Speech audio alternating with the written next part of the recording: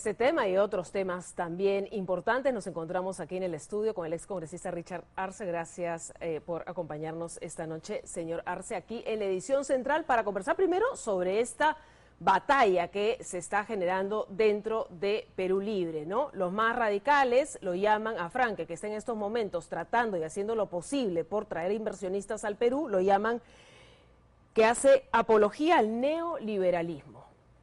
Sí, buenas noches, Marisol. Me hace recordar a la versión de un Twitter de Vladimir Cerrón cuando argumentó que Pedro Franque era un Chicago Boys. Así es. Para ubicarlo en contexto, fue una propuesta de Milton Friedman en los años 70, durante el golpe de Estado de Salvador Allende, que fueron a apoyar a Pinochet para desarrollar su economía, entre comillas. Hay bastantes críticas desde mi punto de vista respecto al neoliberalismo, pero no tiene nada que ver con el neoliberalismo Pedro Franque, además lo conocemos en su posición. El presupuesto neoliberal de Pedro Franque, ¿no? Ese es el sector más radical, es más bien bastante ¿no? irresponsable, porque ese presupuesto lo está trabajando desde un espacio optimista. He hecho bastante crítica de que deberíamos trabajar en un escenario conservador, porque ese presupuesto está sustentado sobre la base de los ingresos que va a generar la actividad económica principal que tenemos en este momento, que es la minería.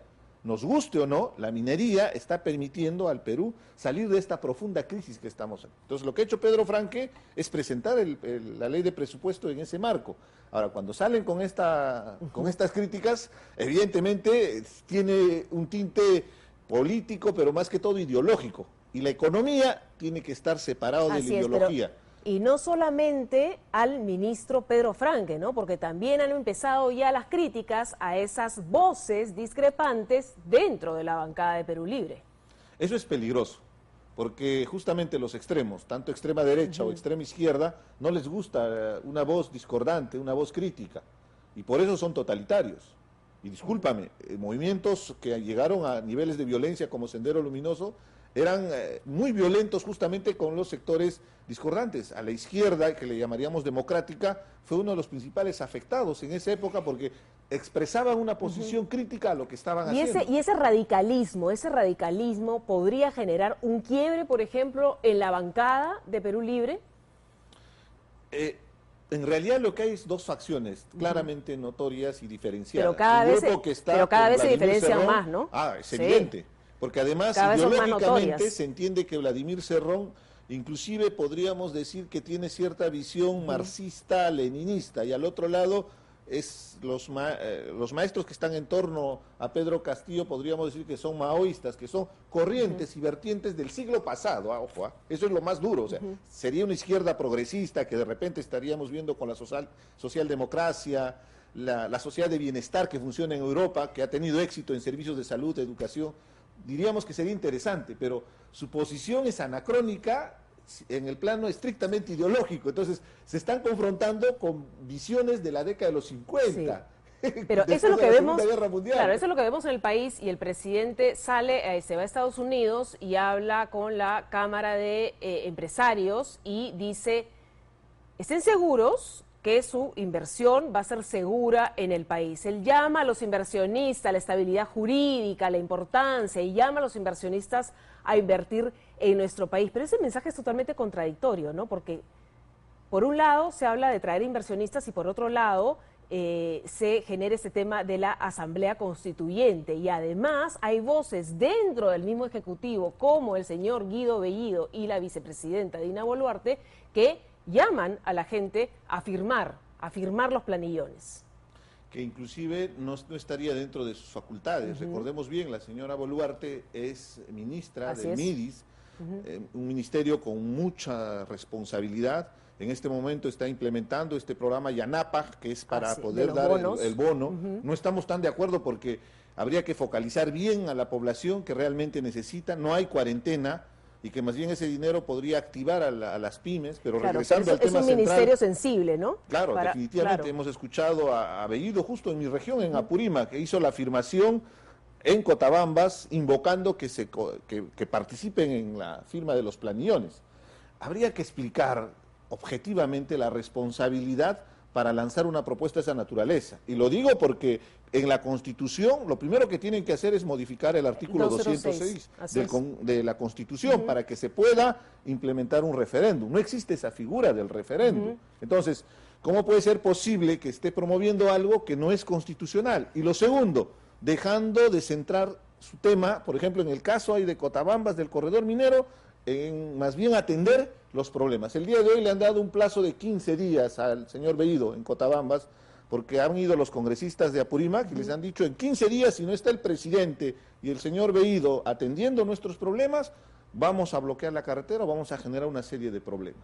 Porque evidentemente son años de postergación y que en este caso el premier y el presidente han generado una sobreexpectativa y no se está teniendo una atención. Y no solamente atención. El tema que preocupa es el tema de la Asamblea Constituyente, ¿no? Sino este proyecto de ley que ha presentado Perú Libre para, de alguna manera, controlar los contenidos en los medios de comunicación y que preocupan porque, claro, así también empezó Venezuela, ¿no es cierto?, cuando el presidente no le gustaban los contenidos o las críticas que venían de algún medio de comunicación, pues empezó a cerrar los medios o a no renovar las licencias. Marisol, en democracia un pilar determinante es la libertad de expresión. Y dentro de la libertad de expresión está la posibilidad que la prensa nos permita llegar a las autoridades, a la población. El proyecto de ley, para empezar, es un proyecto declarativo. Fíjate, yo diría hasta la torpeza en promover un proyecto de ley que es declarativo. Porque un proyecto declarativo, como su nombre lo indica, es de buena intención. Inclusive, fíjate, hay un artículo después del cuarto, una medida complementaria, donde inclusive está pidiendo que se reglamente. Cuando un proyecto declarativo no puede tener reglamento, es solamente una buena intención. Fíjate. Pero ya preocupa que empiecen, con esos temas, y cuando escuchamos, por ejemplo, al congresista Guillermo Bermejo, que dice que los medios de comunicación somos antiizquierdistas. Y fíjate, en el punto 4, el artículo 4, es muy perverso, porque dice que bajo un decreto de gobierno, del Ejecutivo, el Ejecutivo, el Poder, puede tomar control de los medios de comunicación en una situación de emergencia. Así es, dice, el Poder Ejecutivo, con carácter excepcional y transitorio, respetando los principios de proporcionalidad racional, podrá asumir de manera temporal la prestación directa de determinados servicios o explotación de ciertas redes de telecomunicaciones cuando sea necesario. Pero fíjate, debería decir en emergencia cuando hay desastre natural, cuando estamos en una guerra. No, dice declaración de emergencia decretada, es decir, el presidente decreta emergencia. Porque se le ocurre, y eso sí es un atentado abierto a la libertad de expresión. Entonces, eso no tiene coherencia con el mensaje que da el presidente en el extranjero, convocando a los empresarios. De la misma manera, cuando ahuyenta la inversión, cuando pretenden ellos nacionalizar algunas empresas, el tema del gas es determinante para que se masifique en el país, pero tiene que haber responsabilidad en el mensaje. Y responsabilidad en el mensaje y además hechos, ¿no? Porque las palabras dicen muchas cosas, pero en hechos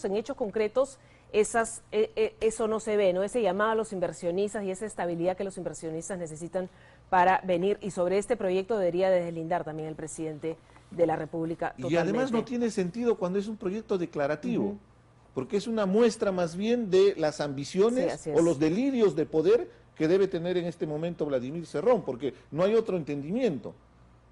Se ha visto que no les gusta la prensa, ha habido agresiones a varios periodistas. Y declaraciones de Guido Bellido, de la vicepresidenta Boluarte, del congresista Guillermo Bermejo en varias oportunidades, y el presidente no hace un deslinde de estas declaraciones. Gracias, Richard Arce, por acompañarnos. Pero debería aclarar bien, porque en el caso del control de medios, recuerda bien que salió ya hasta una resolución judicial que ha declarado que ese control de medios que tiene en el caso del comercio se tiene que retrotraer en su proceso judicial. Entonces, sí está funcionando nuestro sistema. Así es. Y hay medios de prensa que van a estar a favor o en contra, pero lo importante es respetar la libertad de expresión. Gracias, Richard Arce, por acompañarnos esta noche en la edición central.